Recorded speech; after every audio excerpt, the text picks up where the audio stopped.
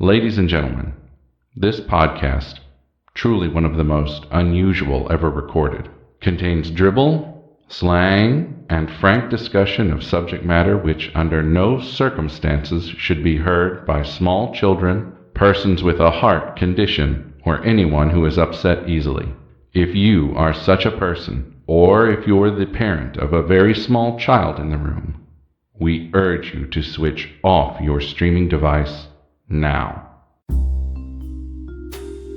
Hi everyone, I'm here to tell you about LA Not So Confidential, the forensic psychology and true crime podcast brought to you by me, Dr. Shiloh, and this guy. Hi, I'm her bestie and co-host, Dr. Scott.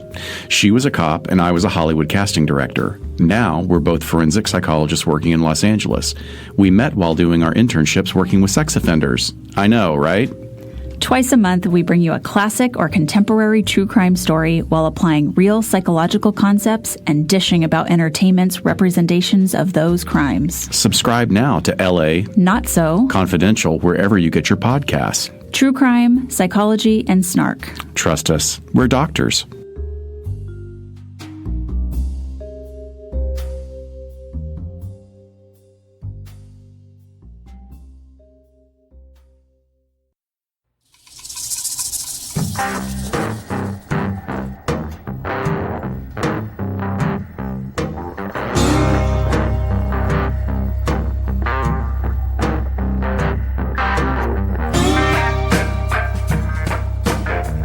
Hey, Cam.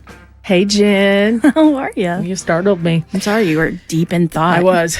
What's up, girl? What's up? What's Nothing. up? This is our first episode after our first year anniversary.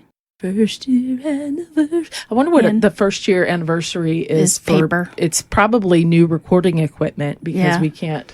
Or, well, we already had an editor because that was our 6-month podcast. That was our third month, yeah. Yes, yeah. Just wanted to let the good folks know that since we've already hit our 1-year anniversary, after this episode, we are going to be taking off for a few weeks.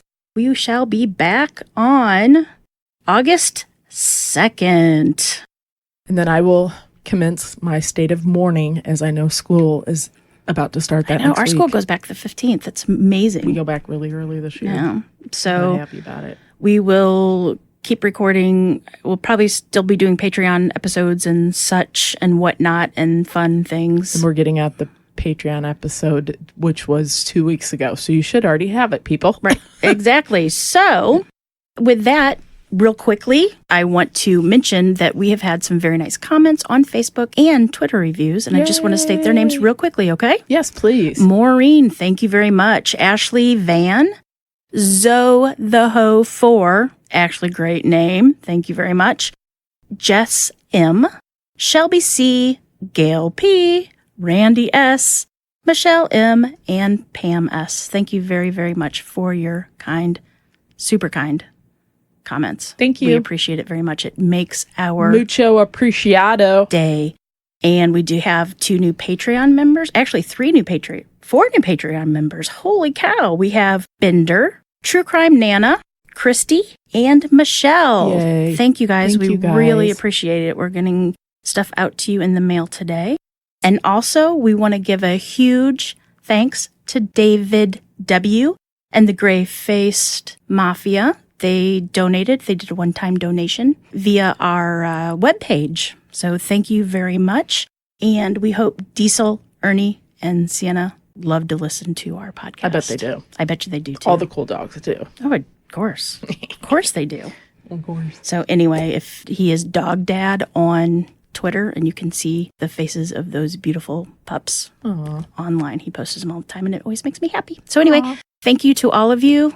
We love you totally. Think you rock, and you're awesome. Thank you. Yeah. You're super excited. No, I we am. really do appreciate you. I am. I'm excited. You make it worthwhile. All right. Well, I got a little story here for you. You do? Ready to hear it? Yeah. Okay. You ready? Actually, we'll probably be back August 7th. Well, We don't know. Just we'll let him stay tuned. Yeah, stay tuned. Okay, you got a case for us today? I do. You ready? Yep, let me hear it.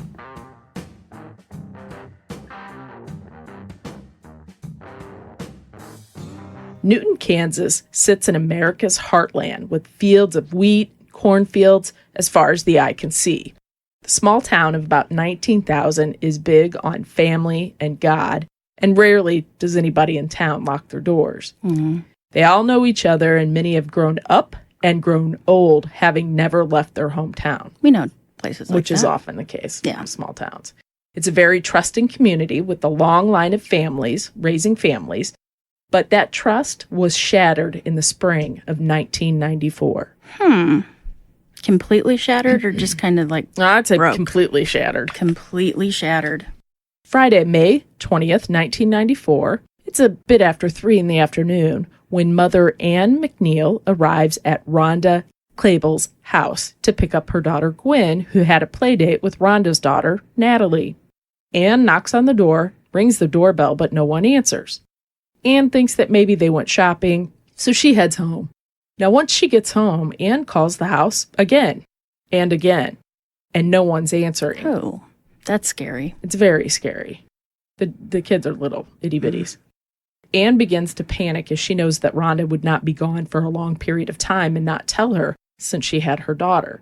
Ann calls Rhonda's husband, who then calls a cousin that lived nearby, and his name's Henry Kavanaugh. So the husband sends Henry Kavanaugh over to Rhonda's house to check in.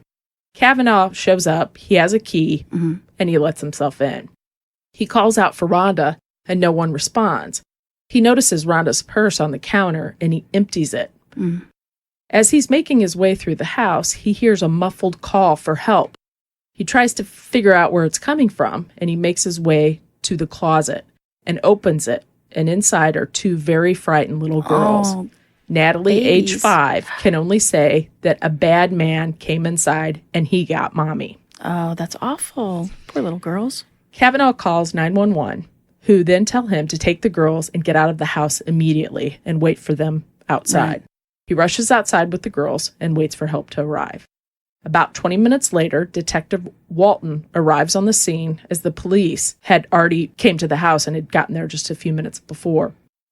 As Detective Walton approaches the front door, he can tell something very bad has occurred inside the home. Walton makes his way down the hall to the last bedroom, peeks inside, and on the bed is the lifeless body of Rhonda Krehbiel. The scene was gruesome. Rhonda had had her hands and feet tied up and bound behind her using pantyhose. Her hair was matted with blood, and one of her eyes had been injured and was swollen shut. As the detective got closer, he could see a sock was covering her mouth and masking tape over that.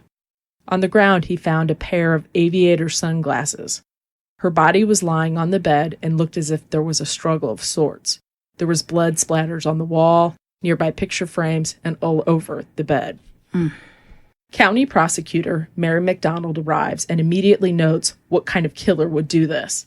It had to be a person who was not afraid of being caught or seen since it was during the daytime. He was bold in doing it, especially with the 2 little girls in the house. Had he done this before, or did Rhonda know the person? Authorities are not yet sure, but they need to figure it out, and they need to figure it out fast. Detective Walton makes his way outside to look around and see if he can find anything. Immediately, he notices several discarded cigarette butts outside underneath a window. It's a big picture window that would look into the living room, I guess. Kind of what we have in the back of the house. Yeah. Knowing that Rhonda, nor no one in her family smoke, he assumes that these may just belong to the killer. Now, it's 1994, as I stated earlier. Right. DNA was just coming onto the scene. So while that option is out for right now, police hope that they can maybe pull a print off the cigarette butts. Yeah, you would think that they could. Detective Walton knows he needs to talk to the young girls and, kind of question them, but oh so delicately since they're so little about what they saw and to learn anything about the man who was responsible for this vicious crime. And that's if they can even remember it properly. They did a great job. Did they? They did. Good. The girls tell him that they were sitting in the kitchen eating ice cream that Rhonda had just made them. The doorbell rang, and Rhonda left the kitchen to answer the door, only to return with this man alongside her. The girls said that they had never seen the man before. They didn't know him, but that he had very long, dark hair under a red baseball cap, and he was very tall, which I was kind of thinking about little kids, because little kids think everybody's tall. Right, exactly. They said that Rhonda was acting strange as she told them to finish their ice cream and that she needed to go into the other room with this man. The mom told them that when they were finished with their ice cream to go play quietly in Natalie's room. That's their daughter, which they did because they're cute little girls. The girls went in Natalie's room and they began playing. And as we all know, kids get bored pretty easy, especially at that age. So Natalie decides to go check in on her mom because she wants to go outside with Gwen and they want permission to go outside and play. So Natalie goes down to her mom's bedroom. As Natalie makes her way down the hallway, she runs into the strange man, who was not with her mom at this time. He had stepped out of the bedroom. Natalie runs past him and into the bedroom where she sees her mother all tied up. The shock is soon broken as she feels this man grab her from behind, this is a little girl, and place her and Gwen inside the closet in Natalie's room. Moments later, the girls would hear what they believed to be gunshots ring out. Panicked and in sheer terror, the girls would remain in the closet until Henry Kavanaugh, who's the cousin, would hear them and free them. I don't think I'd move either. That's terrifying. Now, normally one of the first suspects, as we know, would be who? The husband. Of course, the husband. But the husband was actually working 30 miles away. Right. Plus, the little girls would know. So they had already stated that they weren't able to identify this man. Rhonda's husband, Vaughn, arrived home to find police all over and 2 scared little girls waiting with an officer on the front lawn. He is informed of what happened, and knowing that the little girl's eyes were all on him to see how he would react, he tried to really remain strong and not freak out and keep his composure. He attempts to answer some questions the police have, including if those aviator sunglasses that they found on the bedroom floor were his. He responded, no, they're not his. So police believe these glasses were left by accident by the killer. Nice deduction. Thanks. Police continue to investigate, and they begin going door to door in the neighborhood to see if anybody saw anything, if anybody knows of anything. Sadly, neighbors cannot provide any new details of this stranger that was in the area. The medical examiner report soon comes in, and surprisingly, it shows that Rhonda was not sexually assaulted. Police believe that what had happened is that he had planned to commit an assault on her, but due to the distractions, possibly, or maybe that he was unable to perform with the little girls nearby, with the doorbell ringing, with the phone ringing, that something happened and he couldn't do it. Were they even sure that it was sexually motivated? No, they're guessing at this point because she wasn't, and she was tied up. The report also revealed that Rhonda was struck in the head so aggressively, 13 times to be exact. And what the girls thought were gunshots when they were in the closet, this broke my heart, were actually Rhonda's skull cracking with each hit. That's how hard and loud it was. The man hates her.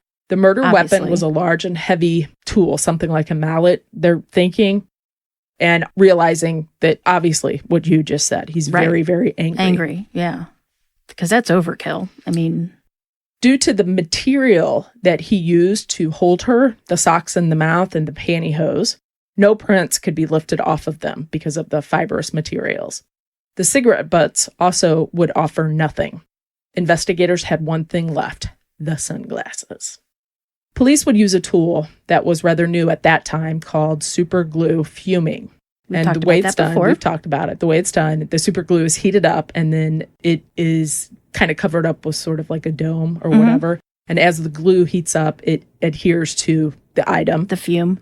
Often leaving a print. This time, there were no prints found on the sunglasses. The only piece of evidence would end up revealing nothing. So police decide that they need to start all over. They need to rethink this. They go back and review everything once again and see if they've missed something, starting with Henry Kavanaugh's story. After looking at it and thinking about it, police start to see maybe a few holes in his original story that he had given police. They wonder why Kavanaugh would go inside her house, directly see her purse, and empty it. Sort of a strange thing to do. Yeah. I mean, if you went over to check on your cousin, you're not necessarily going to empty out their purse. No, but if nobody could get a hold of her and... It's true. It's true. You know, and her purse is there. Did she leave her keys somewhere, or is her keys in the purse? I don't know a lot of men that would go through a woman's purse, though. Also, Kavanaugh was a nursing student, so why wouldn't he go in and see if he could help her? Why would he immediately get the girls, call 911 without checking on her? Because after he called 911, they told him to go outside, which to me would make sense. Right. But the police were starting to wonder, most people would continue on through the house, and he didn't. Well, it's smart. They could have contaminated the entire crime scene. Or the guy could still be there. Exactly. Things aren't adding up quite right. Police are starting to think. So they ask him if he would be willing to come in for a polygraph exam. He says, of course. Henry Kavanaugh agrees, and he comes in and takes the exam. And what he would say would leave some detectives scratching their head, to say the least. When asked why he didn't go into the bedroom and help his cousin Rhonda, Kavanaugh said it was an angel that stopped him from opening that bedroom door. I'm sorry. Okay. Okay, now, while that's not that odd in that situation, and I get that, it's the next part. Well, they are a religious community, but still, yeah. It's this next part that would place him at the top of the old suspect list. What do you think of your cousin Rhonda? And he answered with one simple word, sexy. Police then asked if he killed her, and Kavanaugh said, if he had killed her, he must have blacked out. Now, police are even... not even denying it. He just said... Nope. Holy cow. Police are even more interested in Henry Kavanaugh at this point, but there's one thing that doesn't add up. And that's Natalie, the little girl, would have definitely been able to recognize her relative, right? Even if he was in a disguise, his voice, because he talked to him. He made a couple statements to them. And as we all know, being a weirdo doesn't make you a killer necessarily. Correct. Or being in love with your cousin. Or being... whatever floats your boat. Exactly. Henry Kavanaugh, lawyers up, and for now is off limits to investigators. That's probably smart. Detective Walton is okay with that, as he just doesn't believe Kavanaugh is the guy. He knows that something's not right, but he just doesn't truly believe that he is capable of this. So now they have no one. No suspects. At this point, they have really no one that's at the top of their list, and they're all confused as to what's going to happen now. In the meantime, police work hard and try to keep the story in the papers out there for people to see. They try to keep it in the press, running stories on it. Little ones, big ones, it didn't matter. They just wanted it out there. It's teeny ones? Yep. They were hoping somebody would see it and then... come forward. Yeah. Or, somebody would talk, I guess. So, just as they had hoped, let's talk about how things, we'll talk about things line up. Mm-hmm. Just the stars align. So Lois Gibson is in Newton visiting family and just happens to pick up the newspaper and see what's going on. Now, she was raised in Newton, right? But right. Was living somewhere else. I do that to visit. When I go to my dad's house. You just want to see what's going on, right? See if there's anybody in the paper that I know. So she picks up the newspaper and she sees the story in the paper of the murder. She is shocked knowing that Newton does not have crime like this, ever. Not like the city she lives in now. Mm-hmm. Lois continues to read the article, interested to see who was responsible for this crime. Because obviously, there has to be an ending to it. And when she reaches the end, she's left in disbelief. How could this murder not yet be solved? The murder is still unsolved, which means there is a man out there roaming the streets scot-free. A man with a face that two little girls got a good look at when he was in their house killing the one little girl's mother. A man who may be apprehended if only a good sketch was developed of him and circulated around. Did I mention that Lois is from Houston, Texas? Oh, nice. And she works for the Houston Police Department. Oh, good Lois. As a forensic sketch artist. Oh, perfect. Didn't see that coming, did you? No. She also has been responsible for helping put nearly 800 people behind bars at this time. Oh, awesome. What's her name? Lois Gibson. Gibson. Yay, Lois Gibson. I need a hero. And she's it, baby. Well, good for her. Lois Gibson picks up the phone and calls authorities. Picks up authorities and tells them that what she does and that she's there. And the police are like, yeah, but you travel on vacation with your sketch gear? Yeah, she does. So she's scheduled the very next day to come into the station and meet with a now 6-year-old Natalie, who will help her come up with the sketch, but will also be having to relive that god-awful day, right? So little Natalie is given what is called an FBI sketchbook that features parts of faces. Mm-hmm. So like eyes. So there's like 250 sets of eyes, 250 sets of noses, all that stuff. And so she needs to look through it and be picking out facial features like the man she saw that terrible day.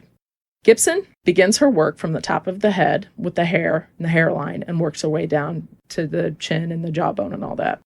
She's very careful to ask Natalie questions and reminds her that if she doesn't know the answer, that's fine. She doesn't need to say it. And if she can't describe him, that's fine too. They can kind of just talk about it. Right. But Natalie knows, and she is not afraid to describe this demon. From his piercing blue eyes to his long, dark, shaggy hair, she's certain about his looks. When Lois finished the sketch, she was looking directly at the face of the killer. The sketch is so good. We'll put it on the blog. It really is like for a little girl to be able to do this. And during the part that I read of her, that she was saying that like adults second guess themselves. So usually children are much like they just more pure. They don't think about it. So it's like he had these color eyes and he had this and his hair was this long and it's just that, you know. Police are now excited and they think they'll be able to solve this horrid crime with this sketch. The sketch is put out everywhere. Tips are coming in, but nothing seems to be panning out.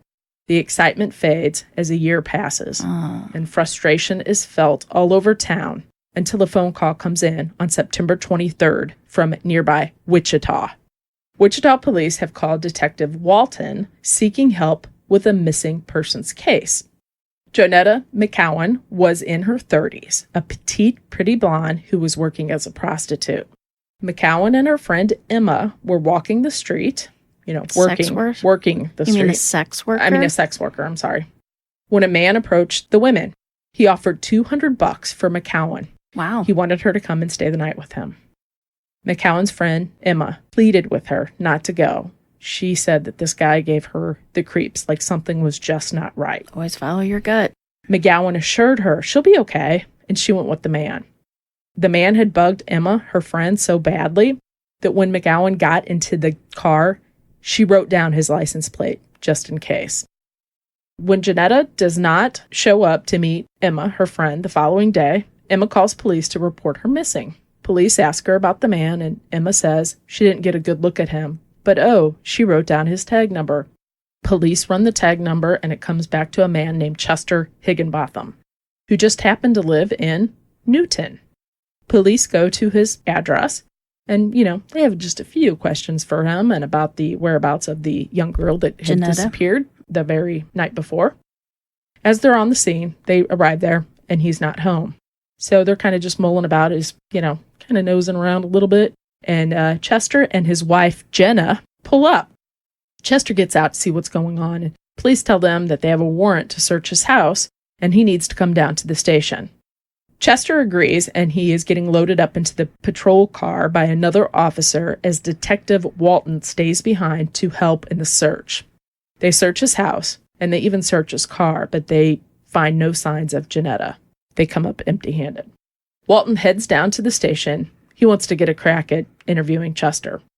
Chester admits that he did pick up Jonetta, but after they were finished, quote unquote, he dropped her off at the bus station in Wichita.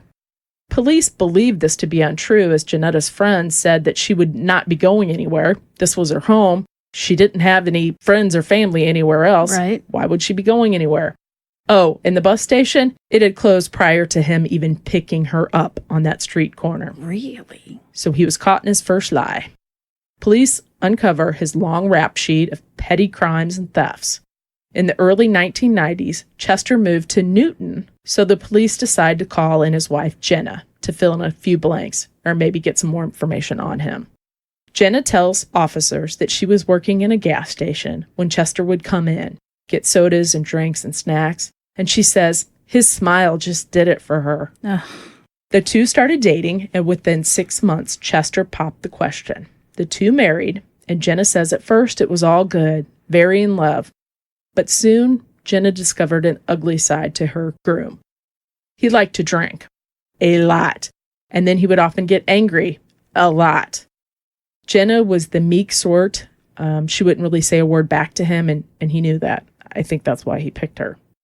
At this time, police told her while Chester was being questioned, and through tears and disbelief, Jenna had a story for them.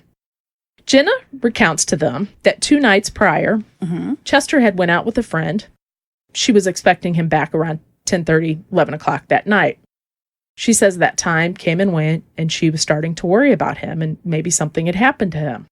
So she started thinking about where he might be. So she got in the car and she drove down to a storage shed that he had rented out and would keep cars there that he'd work on and things like that. She states that she pulled in and he came rushing out to greet her. As they were talking, Jenna could see a person, a blonde female, in the front seat of his car. She asked Chester about it, and he said, it's a friend of a friend. She needed a ride. She drank too much. I said I'd take her home. Then Chester said he'll be dropping her off, and then he will be straight home. Jenna began to get scared, as she noticed the girl in the car had not moved the entire time she was there. Didn't look at her. Then she said, in fact, it seemed like she was more slumped in the car, not seated. Oh. Jenna left without asking questions. Ugh. Chester came home about 15 minutes later, and the two went to bed, never to discuss it. Really? Which takes me back to her being meek, and that's why he picked her. Yeah, exactly. Well, I would have been like, who is that? Who and is I'd be that? running over What is there, she in my... yanking that door open. I know. What are you doing? I'd be talking But to if you her. suspect something that you maybe not really want to know the answer to. I guess. I want to know the answer to everything. I'm too nosy not to. Thank you. Police get a search warrant for the storage shed. They make their way into it, and they're hoping to find Janetta, but she's not in the shed. There are a few interesting items in there, so they take them. If you found these in the back of the car, you'd think maybe it was a rape kit. It was a nylon rope, Yeah. duct tape, zip ties. Yeah. But in a storage shed, maybe that's just where you keep them. I'm trying to think positive here. Think positive. The police took the items into custody, and they arrested Chester for hiring a sex worker. sex worker because they had wanted him in custody. Right. They wanted to buy some time and try to They knew he was guilty of something, but they Yes, didn't have exactly. anything to arrest him on but that. A month after Janetta's disappearance, a county maintenance worker discovers a heavily decayed body on the side of the road. Now, it's hard to make out the body because it had decomposed so much. But what was not hard to see was that this person had her ankles and wrist hog-tied together behind her. And the cord used to tie her, a nylon cord just like the one that police found in Chester's storage shed. The position of her body brought back memories of exactly how Rhonda was tied up that summer afternoon in her house. Right. Police realize at this point that Chester Higginbotham looks a lot like that sketch that was developed in the Light bulb murder came on. of Rhonda, who was slaughtered just 16 months earlier. Due to the decomposition of her body, they can't find enough evidence to link Chester to her death. They do know he picked her up that night before, and they do know that she disappeared after that. They do know that Jenna had seen a blonde female in the car, but as we know, sadly, that's not enough to file murder charges. Police can't hold him much longer, and they need to tie the two deaths, hopefully, or at least one, because they are positive he's responsible for Janetta's, if not also Rhonda's. Detective Walton comes up with a plan. He decides he's going to call in Chester's wife, Jenna, to the police station under the guise of working out just a few more details about that night that Jenna went to see him at the shed. Walton begins by telling her that her husband is now the suspect in not only Janetta's murder, but another one. Walton then asks what brand cigarettes did Chester smoke. Oh. And guess what? Same? It's the same kind that was found outside the window of Rhonda's home. Wow. Strike one. Exactly. Detective Walton then asks if Chester wears sunglasses, and if so, what kind? Jenna says, well, yeah, he does, and he prefers aviator shades. At night. Strike two. Wear my sun. Detective Walton knows that he is the right guy beyond a shadow of a doubt, and he knows he needs to get him soon because he's going to do it again and again and again if he hasn't already and they just don't know it. The pressure's on. Now, I know we've both talked about karma and how there are few coincidences in life. I mean, I believe that. I think you do too. We've talked about that. What goes around comes around. I believe often things cross our paths or come into our lives right when we need them. And well, just like magic, Detective Walton goes to work on Monday and hears that a class is being taught on trace evidence. Ooh. You mean like Steve? Our friend Steve's podcast? It is. Trace Evidence? They're doing a whole new podcast in 1994 called Trace Awesome. Evidence, starring Steve, but he doesn't even know it yet. He doesn't. Walton attends that class and hears that technology has now advanced, and even the smallest amounts of DNA can now be tested. See, technology's catching up. Always. The sunglasses pop in his head immediately, but he wonders if they can still be tested since they were encrusted with the glue that had adhered to them. He figures he has nothing left to lose. Exactly. So don't take a chance. You don't stand a chance. He talks to the instructor. Instructor says, exactly. Might as well try it. So he sends the sunglasses off and a blood sample with it to the lab. A blood sample of Chester's? Chester. It will be months before the results come back. As Detective Walton waits, he decided to take a deeper look into Chester's past to see, just where he was when Rhonda was murdered. Right. Was he in the area? Who knows? Any connection? Who knows? Detective Walton learned that at the time, Jenna was not in the picture yet. They weren't married yet. And that Chester lived only 2 blocks from Rhonda's house. Wow. And in fact, Chester walked to work every day that he worked at a nearby restaurant. He was a waiter, waiting tables there. Did he walk past? And on his walk, he would pass by her house each and every day. Somebody developed a crush. Police go to the restaurant to see if anybody there remembers Chester. Detective Walton is surprised to hear that a coworker who worked with Chester still works here. And in fact, he's working right now. He's back in the kitchen. Detective Walton goes back there and was like, So, I'm here to find out about this guy named Chester.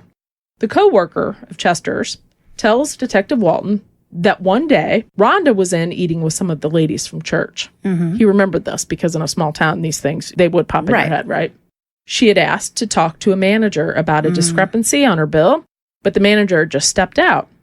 The waiter came to the table to discuss the matter, and the chat soon became quite heated. And the waiter would turn out to be none other than Chester Higginbotham.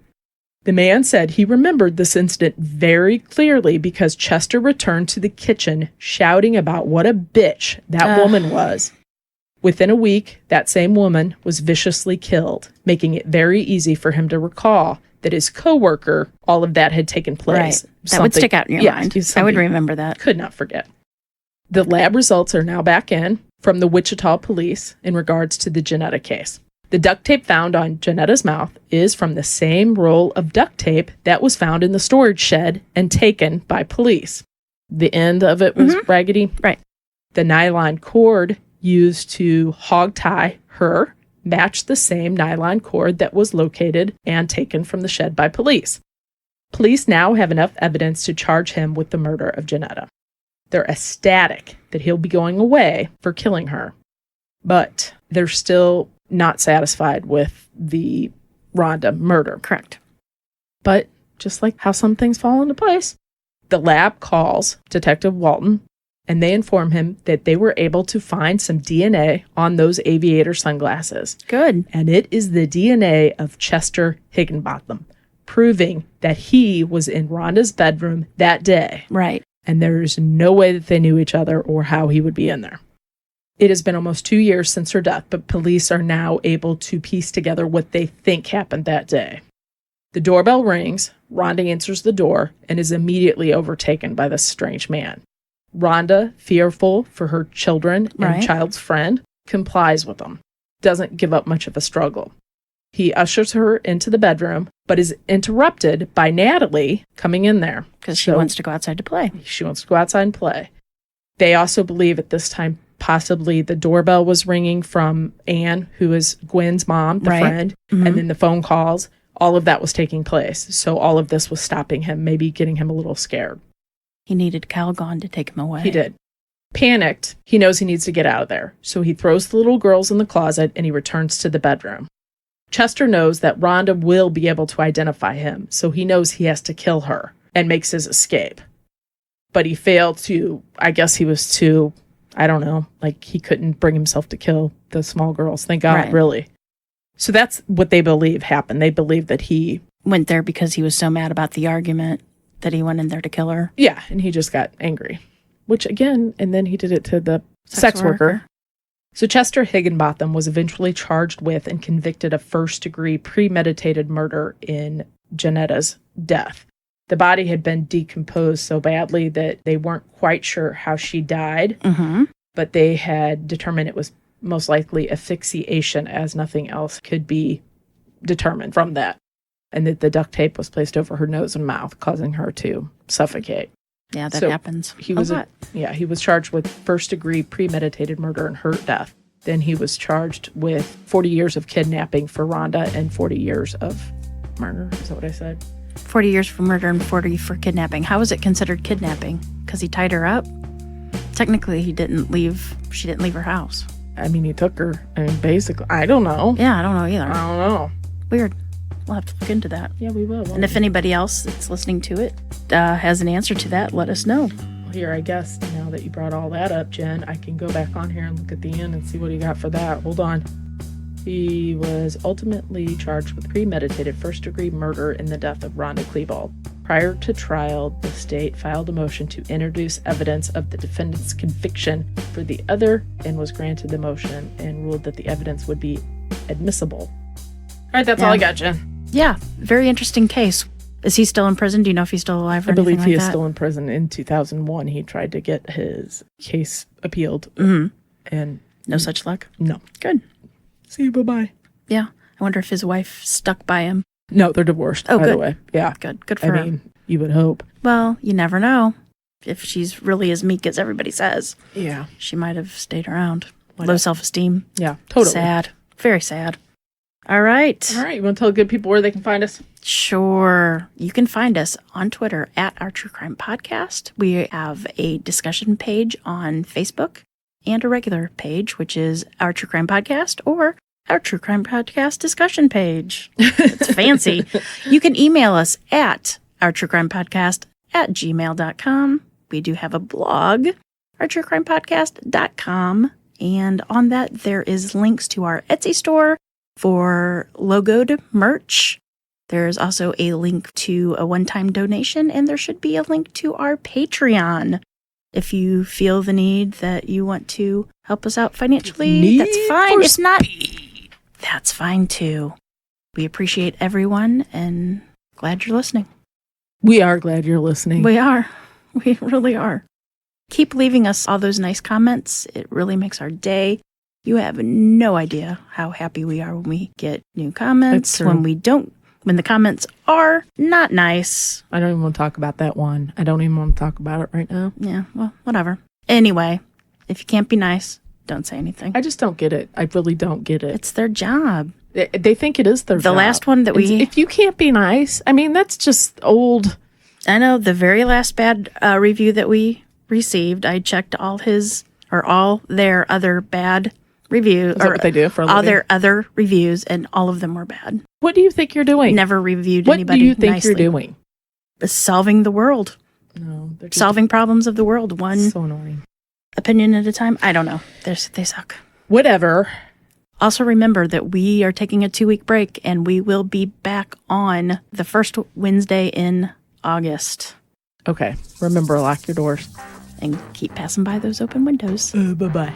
Love ya. See you soon.